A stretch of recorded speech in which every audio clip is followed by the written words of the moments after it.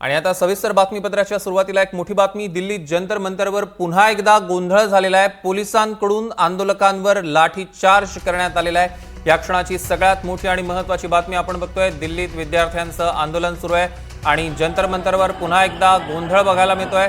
पोलिसांकडून आंदोलकांवर लाठीचार्ज करण्यात आलेला आहे। रामराजे शिंदे आपले प्रतिनिधी दिल्लीहून आपल्यासोबत जोडले गेलेत। रामराजे, काय अधिकचे अपडेट्स?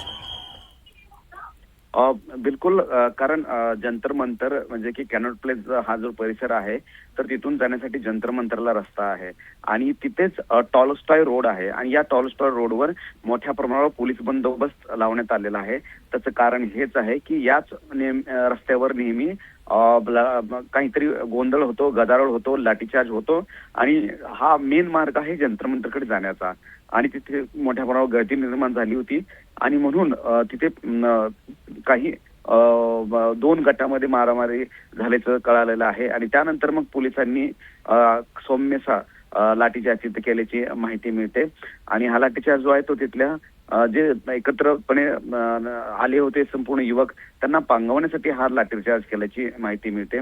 खरं तर आज शनिवार आहे, उद्या रविवार आहे, 2 दिवस सुट्टी आहे, त्यामुळं ठिकठिकाणाहून इथं युवक आणि संपूर्ण प्रोटेस्टसाठी लोक मोठ्या प्रमाणावर येत आहेत, आपल्या कुटुंबासहित सुद्धा येत आहेत आणि त्यामुळे जंतर मंतरवर जे आहे ते मोठ्या प्रमाणावर गर्दी निर्माण झालेली आहे। अशा वेळी तिथली संपूर्ण गर्दी होऊ नये, त्याचबरोबर तिथे टॉलस्टॉय मार्ग इथे पण लोकांनी जमू नये, एकत्रितपणे येऊ नये आणि त्याचबरोबर कोणीही हुडिंग करू नये यासाठी पोलिसांनी ही दक्षता घेतली होती।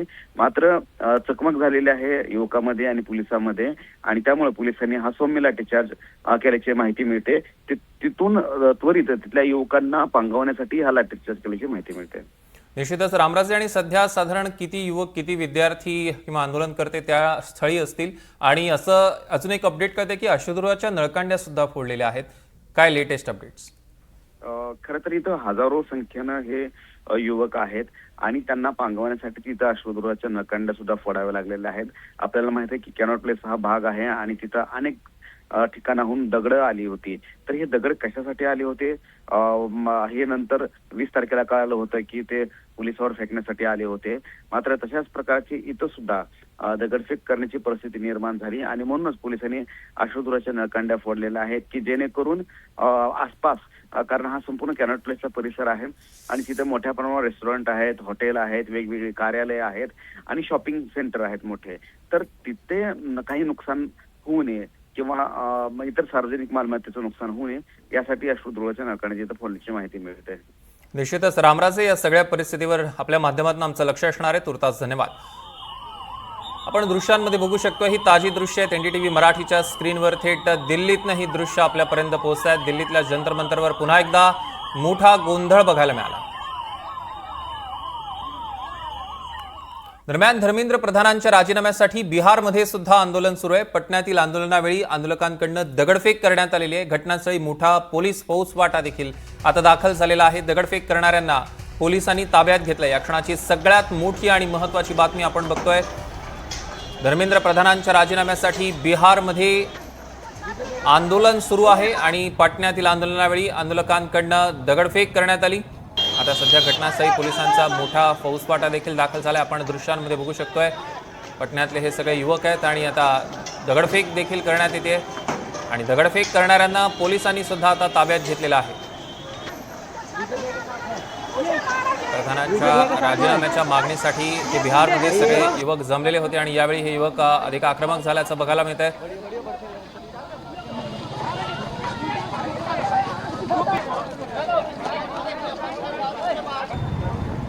आपण बघतोय पोलिसांनी सुद्धा आंदोलकांवर लाठीचार्ज केला। आपण दृश्यांमध्ये बघू शकतोय ज्यांनी ज्यांनी दगडफेक केलेली होती त्या सगळ्यांना आता ताब्यात घेण्याचं काम सध्या अगदी काही क्षणापूर्वीची दृश्य। 4 पुलिसकर्मी घायल हुए हैं, काफी संख्या में लोग और लोग घायल उधर पक्ष भी घायल हुए हैं जो सब इलाज करा रहे हैं अस्पताल में। छात्रों से क्या अपील करें? हम छात्रों से अपील करते हैं कि संयमित तरीके से, संवैधानिक तरीके से अपना मांग रखें प्रशासन के समक्ष। इस तरह से राज्य को पथराव करके मनीष भाई, अभी क्या स्थिति है औरंगाबाद का? अभी स्थिति क्या है? स्थिति नियंत्रण में भी है। दिए तो ब्लड बंद हो गया सर।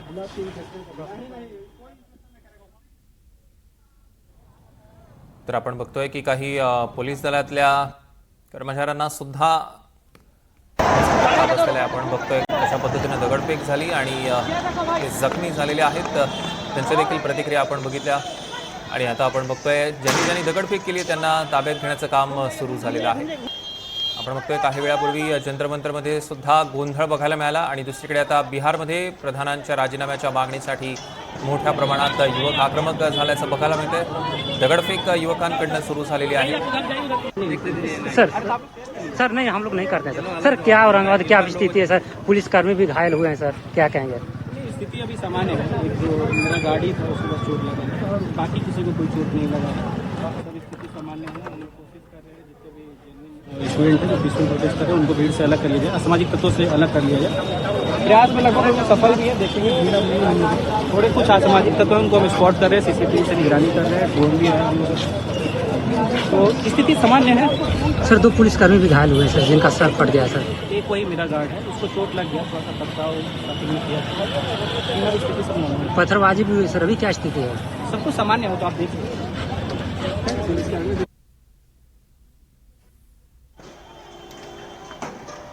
तर आपण दृश्यांमध्ये बघू शकतोय ही अगदी ताजी दृश्य आहेत. काही क्षणापूर्वीची ही दृश्य. रोका जा रहा है, ये बिल्कुल बर्दाश्त नहीं होगा.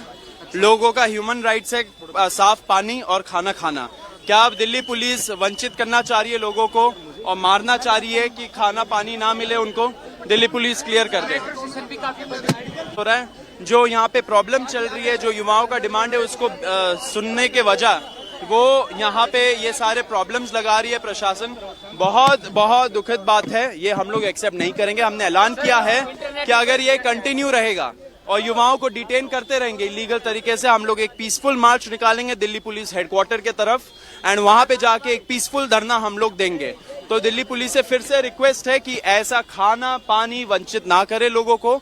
जो यहाँ पे आना चाह रहे हैं उनको इलीगली डिटेन ना करें. मीटिंग के लिए क्या जा रहे हैं, आप निकल रहे हैं? मीटिंग होगा. देखिए इंटरनेट बंद कर दिया, मेट्रो स्टेशंस बंद कर दिया, उसमें न्यूज़पेपर चिपका दिया. ये सब करने बहुत बचकानी बातें हैं. प्रशासन को इस किस्म से काम नहीं करना चाहिए.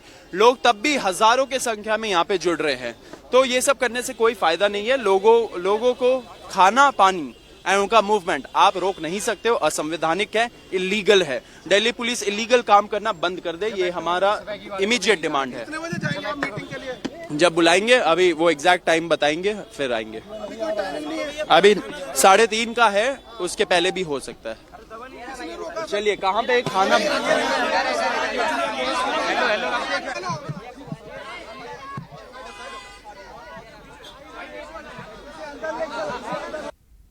तर आपण ही दिल्लीतली थेट दृश्य एनडीटीव्ही मराठीच्या स्क्रीनवर बघत होतो आणि आपण बघतोय अगदी काही वेळात पुन्हा एकदा चर्चेसाठी तयार होणार आहेत. 3:30 वाजता साधारण चर्चेची वेळ देण्यात आलेली आहे. तत्पूर्वी विद्यार्थी आणि सरकारमध्ये चर्चा होणार आहे. मात्र आपण बघतोय पोलिसांसोबत सुद्धा त्यांची चर्चा होते, कारण या विद्यार्थ्यांचा आरोप आहे